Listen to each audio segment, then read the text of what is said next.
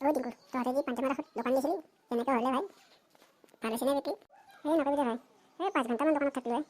মাত্ৰ 40 টকা এটা বিক্ৰী হৈছে। কি হ'ব পইচাও ইমান ভৰিলোঁ আৰু 40 টকা বিক্ৰী হ'লে দোকানটো কিবা লাভ আছে নে ভাই? মানুহ জানো নাই কি এখন ৰাস পাতিছে আকৌ নাই মানুহ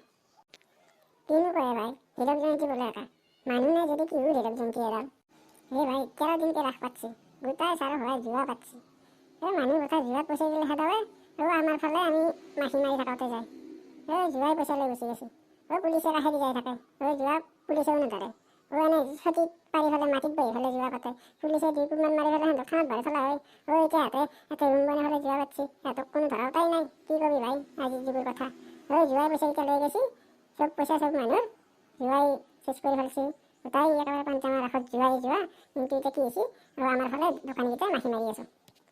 হয় ভাই সিহঁতে ক'লি লীলা আৰু আমি ক'লি ধৰি বান্ধি কিলা।